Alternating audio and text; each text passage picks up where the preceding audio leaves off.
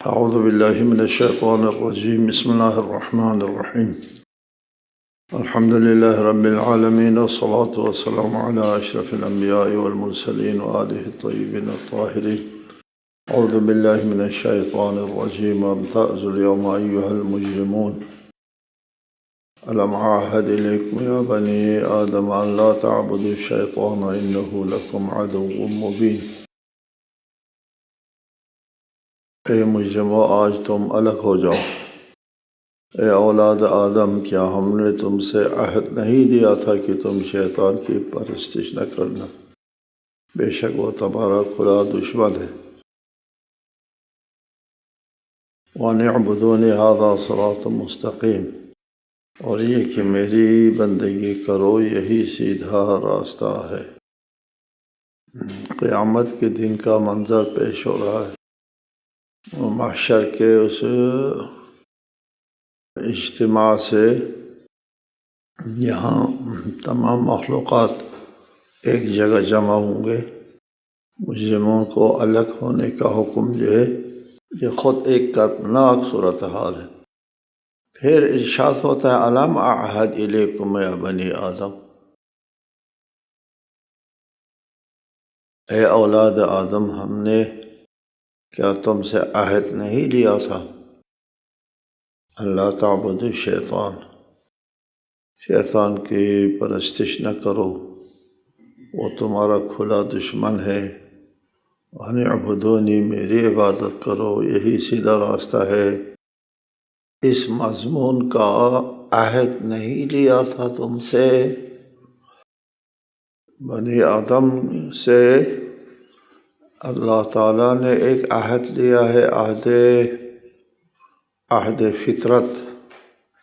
بظاہر اس عہد سے عہد فطرت مراد ہے کہ اللہ تعالیٰ نے انسان کی فطرت کے اندر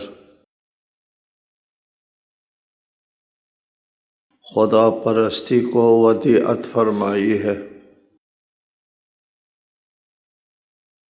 جیسا کہ فرمایا وَنَفْسٍ وَمَا سَوَّاهَا فَأَلْهَمَهَا فُجُورَهَا وَتَقْوَاهَا، کہ نفس انسان کو اس کی بدکاری اور اس سے بچنے کی سمجھ دے دی تھی۔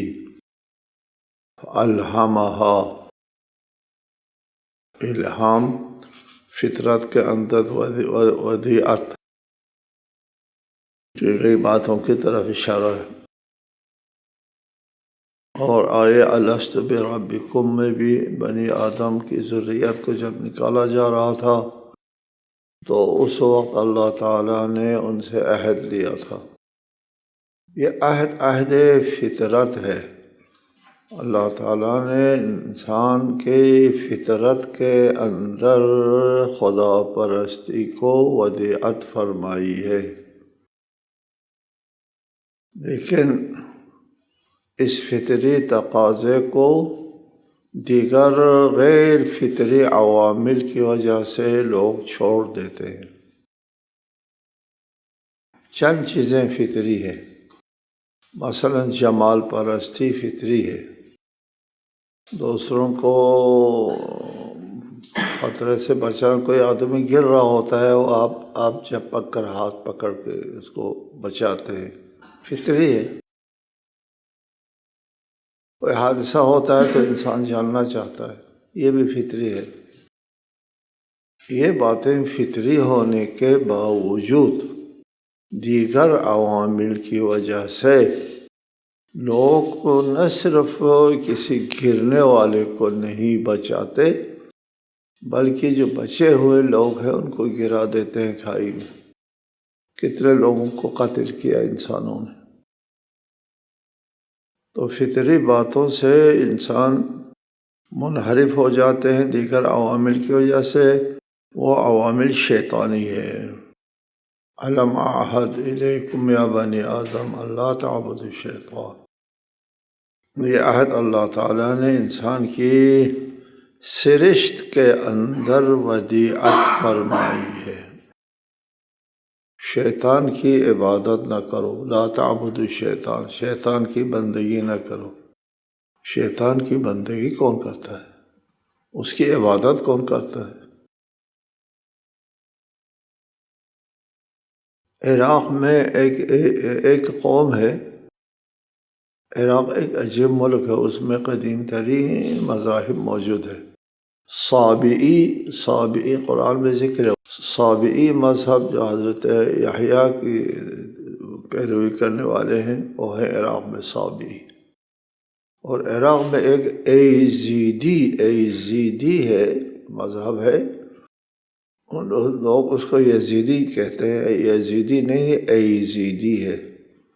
یہ شیطان کی عبادت کرتے ہیں، کہتے ہیں خطرہ شیطان سے ہے، خدا ارحم الراحمین سے، ان سے بچنے کی ضرورت نہیں ہے، بچنے کی ضرورت شیطان سے ہے، اس کی عبادت کر کے اس سے بچا جا سکتا ہے۔ اس قسم کا کوئی ہے خیال، شیطان کی عبادت کرتا نہیں ہے کوئی، تو یہاں کیسے فرمایا لا تعبد الشیطان؟ حدیث میں ہے من اصغى الى ناطق فقط عبدہ، کسی کی بات اگر سنتا ہے تو اس نے اس کی بندگی کی ہے۔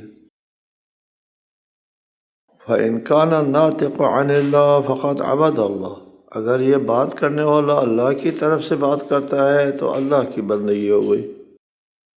وإن كان الناطق عن ابلیس فقط عبدہ، اگر ابلیس کی طرف سے بولنے والا ہے اور اس نے اس کی آواز پر لبیک کہی تو پھر اس نے ابلیس کی عبادت کی۔ اور یہ عہد دیا تھا وَأَنِ اعْبُدُونِي، کہ میری عبادت کرو، یہی سیدھا راستہ ہے، صراط مستقیم ہے، نجات کا راستہ ہے۔ وَلَقَدْ أَضَلَّ مِنْكُمْ جِبِلًّا كَثِيرًا أَفَلَمْ تَكُونُوا تَعْقِلُونَ هذه جهنم التي كنتم توعدون اصلاها اليوم بما كنتم تكفرون۔ اور اس نے وَلَقَدْ أَضَلَّ ابلیس نے تم میں سے بہت سی مخلوق کو گمراہ کر دیا ہے، تو کیا تم عقل نہیں رکھتے؟ یہی جہنم ہے جس کا تم سے وعدہ کیا گیا تھا، آج اس جہنم میں جھلس جاؤ، اس کفر کے بدلے میں جو تم کیا کرتے تھے۔ وَلَقَدْ أَضَلَّ مِنْكُمْ جِبِلًّا كَثِيرًا، جبل بڑی جماعت کو کہتے ہیں، بڑی جماعتوں کو ابلیس نے گمراہی میں ڈال دیا ہے، کہ تمام قوموں میں ابلیس کی طرف سے جو گمراہی ہے وہ سب کے سامنے۔ افلم تکونوا تعقلون، کیا تم عقل سے کام نہیں لیتے کہ ابلیس تمہارا دشمن ہے، اسے بچنا عقل کا تقاضا تھا، اور تم اسی کے پیچھے چلتے ہو۔ هذه جہنم التي كنتم توعدون، دیکھ آج وہی جہنم تمہارے سامنے ہے جس کا تم کو بتا دیا گیا تھا کہ تو ابلیس کی پیروی کرو تو جہنم جاؤ گے۔ اصلاها اليوم، آج اس میں تپ جاؤ۔ صلیا تپنے کو کہتے ہیں، صاد لام یہ صلوہ سے نہیں ہے، وصول وصال سے نہیں ہے۔ اصلاح اليوم، اس میں وصول ہو جاؤ، یعنی چلے جاؤ نہیں ہے۔ تب صلیہ تپنے کو کہتے ہیں، جلسنے کو کہتے ہیں، جلنے کو کہتے ہیں۔ اصلاح اليوم، آج اسی جہنم میں جل جاؤ۔ بما کنتم تکفرون، اس کفر کے بدلے میں جو تم کرتے رہے دنیا میں۔ اليوم نختم على افواہہم وتکلمنا ایدیہم وتشہد ارجلہم بما كانوا یکسبون، آج ہم ان کے منہ پر مہر لگا دیتے ہیں اور ان کے ہاتھ ہم سے بولیں گے اور ان کے پاؤں گواہی دیں گے اس بارے میں جو کچھ وہ کرتے رہے ہیں۔ قیامت کے دن کافر مجرم لوگ بات نہیں کر سکیں گے، کبھی ان کو بات کرنے کا موقع دیا گیا تو وہ دنیا میں جو کفر اختیار کیا ہے اس کے توجیحات اور اس کے بہانے اور وغیرہ وغیرہ تلاش کرنا شروع کر دیں گے، اس لیے بولنے کی اجازت نہیں ہے، بلکہ ان کے منہ پر مہر لگا دیتے ہیں، نہیں بول سکیں گے۔ یہ اشارہ ہے قیامت کے دن انسان کا اپنا بس نہیں چلے گا، اپنا اختیار نہیں چلے گا۔ انسان کا اختیار یہاں چلتا تھا، دار امتحان میں انسان کو اختیار دیا گیا تھا، خود مختار بنایا تھا۔ ادھر انسان بول سکتا ہے، عذر پیش کرتا ہے، حجتیں پیش کرتا ہے، اور توجیحات اپنے گناہوں کو وغیرہ کے لیے کرتا ہے۔ ادھر جہاں دار امتحان ہے، آزمائش ہے، یہاں تو اس کا اپنا بس چلتا ہے، اپنی بات کر سکتا ہے۔ قیامت کے دن کوئی اس قسم کا وہ سلسلہ نہیں ہوگا کہ انسان وہ بہانے تراشیں اور ہیلے بہانے، بول نہیں سکیں گے، بات نہیں کر پائیں گے۔ اور جو گناہ کیا ہے ان لوگوں نے، وہ اس سلسلے میں ان کے ہاتھ باتیں کریں گے۔ وَتَشْهَدُ أَرْجُلُهُمْ، ان کے پاؤں گواہی دیں گے۔ یہ وَتَشْهَدُ أَرْجُلُهُمْ پاؤں گواہی دیں گے، اور قرآن مجید میں جگہ جگہ اس چیز کا ذکر ہے۔ اعضاء و جوارح جو ہے قیامت کے دن انسان کے خلاف گواہی دیں گے، اور پھر انسان جو ہے وہ کہے گا ہاتھ سے پاؤں سے، آج میرے خلاف بات کرتے ہو تو کیوں بات کی؟ یہ بھی زبان حال۔ تو وہ کہیں گے کہ ہم کو اللہ نے بولنے کی طاقت دی ہے تو ہم نے سچ بول دیا۔ یہ اس آیے میں ہاتھ اور پاؤں کا ذکر ہے کہ ہاتھ اور پاؤں گواہی دیں گے۔ دیگر آیات میں ہے حَتَّى إِذَا مَا جَاءُوهَا شَهِدَتْ عَلَيْهِمْ سَمْعُهُمْ وَأَبْصَارُهُمْ وَجُلُودُهُمْ بِمَا كَانُوا يَعْمَلُونَ، یہاں تک کہ جب سب وہاں پہنچ جائیں گے تو ان کے کان اور ان کی آنکھیں اور ان کی کھالیں ان کے خلاف گواہی دیں گے کہ وہ کیا کرتے رہے۔ دیگر آیات میں دیگر اعضاء کا ذکر ہے۔ دیگر آیات میں یوم تشہد علیہم السنتہم وایدیہم وارجلہم بما کانوا یعملون، اس دن ان کی زبانیں، ان کے ہاتھ اور ان کے پاؤں ان سب کے اعمال کی گواہی دیں گے جو یہ لوگ کرتے رہے ہیں۔ شہید علیہم السنتہم وایدیہم، ہاتھ اور زبان کا، پاؤں کا گواہی دینا اور وغیرہ، یہ اللہ تعالیٰ اس وقت دنیا میں ان کے اندر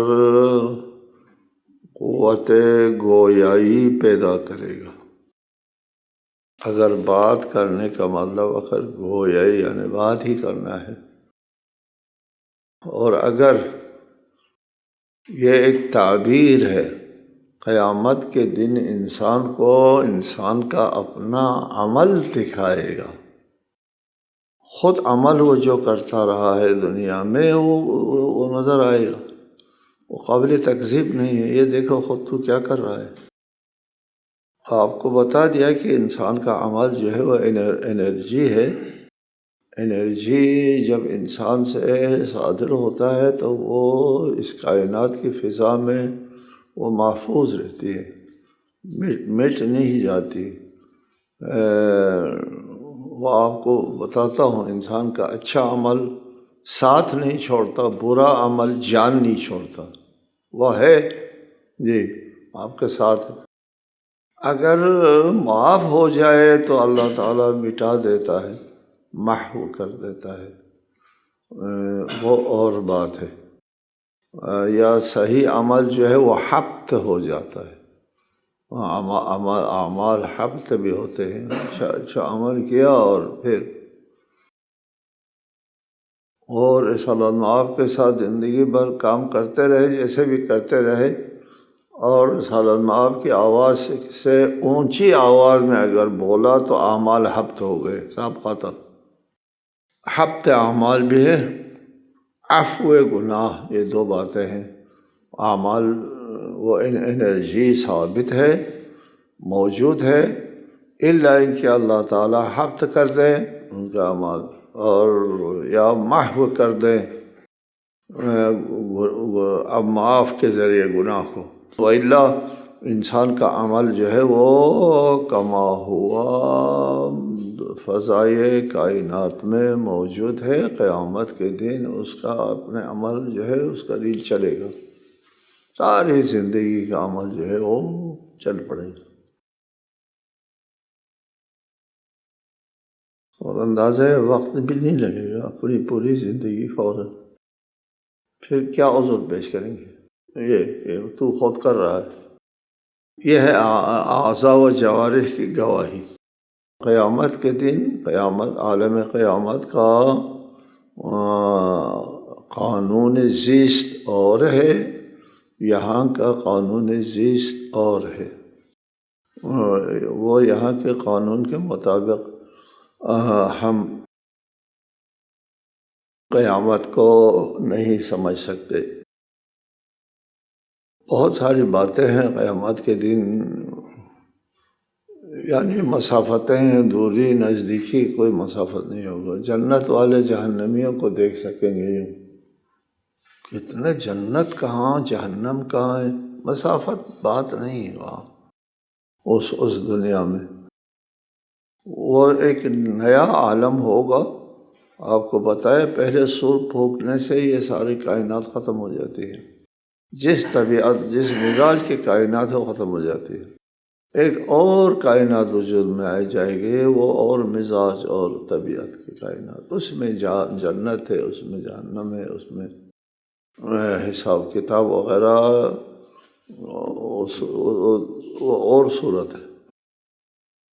وَلَوْ نَشَاءُ لَطَمَسْنَا عَلَىٰ أَعْيُنِهِمْ فَاسْتَبَقُوا الصِّرَاطَ فَأَنَّىٰ يُبْصِرُونَ وَلَوْ نَشَاءُ لَمَسَخْنَاهُمْ عَلَىٰ مَكَانَتِهِمْ فَمَا اسْتَطَاعُوا مُضِيًّا وَلَا يَرْجِعُونَ، اور اگر ہم چاہیں تو ان کی آنکھیں مٹا دیں، پھر یہ راستے کی طرف لپک بھی جائیں تو کہاں سے راستہ دیکھ سکیں گے، اور اگر ہم چاہیں تو انہیں انہی کی جگہ پر اس طرح مسخ کر دیں کہ نہ آگے جانے کی استطاعت ہوگی نہ پیچھے پلٹ سکیں گے۔ اگر ہم چاہیں، وَلَٰكِن لَمْ نَشَأْ، قرآن مجید میں بہت ہے اگر ہم چاہیں، اگر ہم چاہیں، جہاں اللہ تعالیٰ نے نہیں چاہا، نہیں کیا، وہاں یہ تعبیر اختیار فرماتا ہے کہ اگر ہم چاہیں دنیا میں، آخرت کو دور کی بات ہے، تمہاری دنیا میں آنکھوں کو ختم کر سکتے ہیں۔ طمس کہتے ہیں نام و نشان مٹا دینے کو، طمس، لطمسنا، ہم مٹا دیتے، نابود کر دیتے تمہاری آنکھوں کو، یہاں تم سے بینائی سلب کر سکتے۔ فاستبقوا الصراط، بینائی سلب ہونے کے بعد وہ اگر صحیح راستے کی طرف لپک کر شوق سے بھی جانا چاہیں تو اس کو راستہ نظر نہیں آئے گا، استبقا شوق سے۔ لیکن استبقا کے ایک اور معنی کیا ہے، وہ یہ ہے تجاوز کرنے کے معنی میں، لسان العرب میں ہے استبقا کا ایک معنی تجاوز۔ اگر ہم ان سے آنکھیں جو ہے وہ سلب کر دیں تو وہ راستے کی طرف نہیں جا پائیں گے، راستے سے تجاوز کر جائیں گے جو نظر نہیں آتا۔ وَلَوْ نَشَاءُ لَمَسَخْنَاهُمْ عَلَىٰ مَكَانَتِهِمْ، اور اگر اللہ چاہے تو ان کو اپنی جگہ مسخ اور جاوید کر کے، پتھر کر کے نابود کر دے، وہ حرکت کرنے کے بھی قادر نہ ہوں، یہی اسی دنیا میں۔ یہ لوگ، اس کا مطلب یہ ہے یہ لوگ نہ از خود بینائی کے مالک ہیں، نہ از خود حرکت اور جنبش کر سکتے ہیں۔ یہ ہم ہیں، ان کو آزادی دے رکھی ہے دنیا میں کہ وہ چل سکتے ہیں، پھر سکتے ہیں، آ جا سکتے ہیں۔ یہ ہم دنیا میں ایسا کر سکتے ہیں، لیکن ہم نے ایسا نہیں کیا۔ البتہ ایک کام ہم نے کیا ہے، وہ کیا ہے؟ وَمَن نُعَمِّرْهُ نُنَكِّسْهُ فِي الْخَلْقِ افلا یعقلون، اور جسے ہم لمبی زندگی دیتے ہیں اسے خلقت میں اوندا کر دیتے ہیں، نقص۔ کیا وہ عقل سے کام نہیں لیتے؟ نقص کا معنی ہے چیزیں کو الٹا دینے کو، اٹھا دیتے ہیں۔ ومن نعمرہ، جس کو ہم زیادہ عمر دیتے ہیں، اور زیادہ عمر ملنے کے بعد جو ہے وہ الٹا ناتوانی کی طرف، توانائی سے ناتوانی کی طرف چلا جاتا ہے۔ اب وہ اٹھنا بیٹھنا اس کے لیے سنگین ہوتا ہے، اور زندگی مشکل ہو جاتی ہے۔ وہ ناتوانی جو ہے وہ شیرخوار بچے کی طرح ہوتے ہیں، وہ کسی نے ہاتھ پکڑ کے چلایا تو چل سکتا ہے، نہیں تو خود تو اٹھ بھی نہیں سکتا۔ یہ نُنَكِّسْهُ فِي الْخَلْقِ، یہ تم روز دیکھتے ہو یہ منظر کہ انسان کو ہم نے زندگی دے تو اس سے ساری توانائی سلب کر دیتے ہیں۔ پہلی آیت میں فرمایا وَلَوْ نَشَاءُ لَمَسَخْنَاهُمْ عَلَىٰ مَكَانَتِهِمْ فَمَا اسْتَطَاعُوا مُضِيًّا وَلَا يَرْجِعُونَ، نہ آگے جا سکتے ہیں نہ پیچھے پلٹ سکتے ہیں۔ ایسا اگر ہم چاہتے تو ایسا کر دیتے، نہیں کیا۔ البتہ ایک کام کیا، وہ کیا کیا؟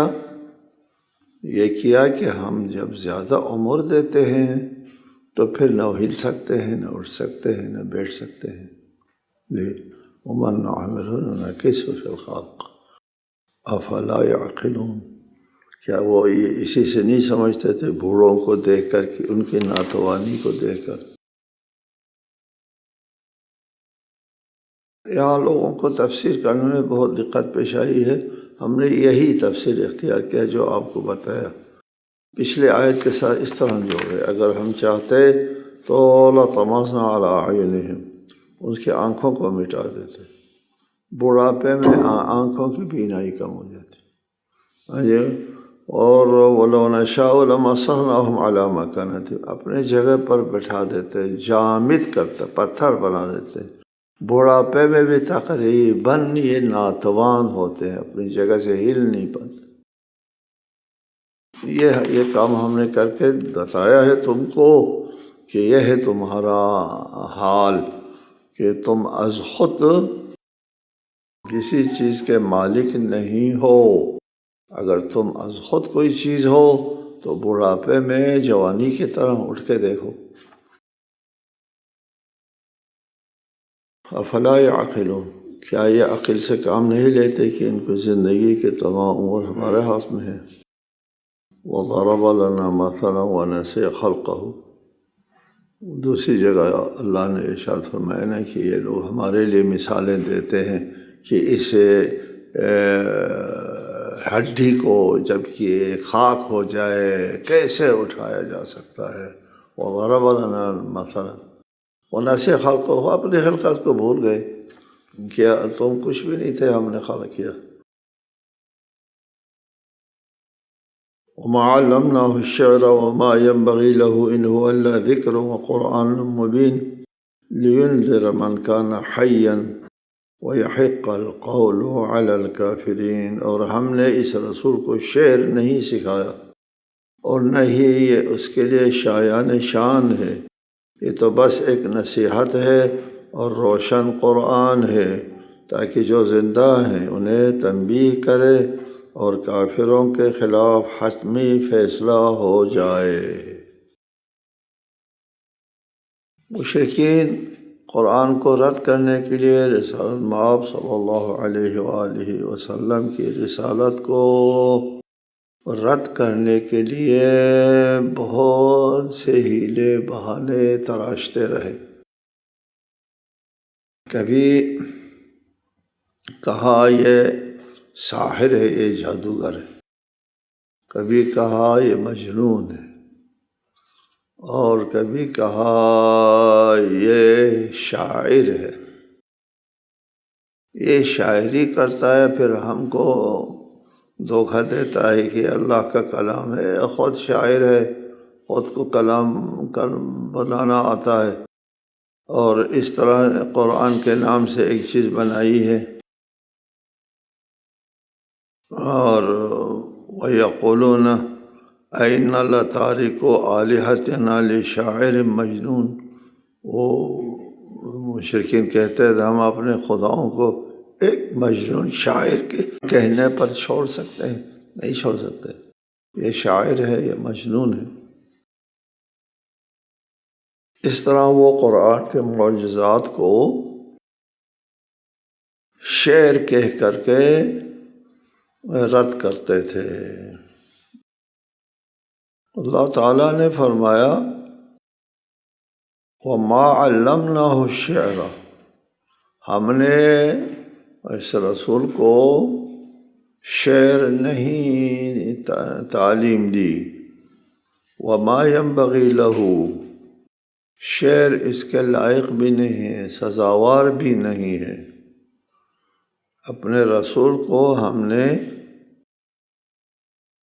شعر نہیں دیا، جی شعر دینا سزاوار نہیں ہے۔ کیوں سزاوار نہیں ہے؟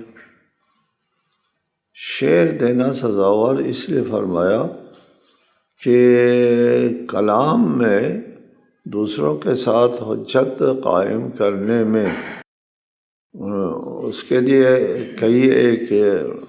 کئی قسم کے خطابات ہیں۔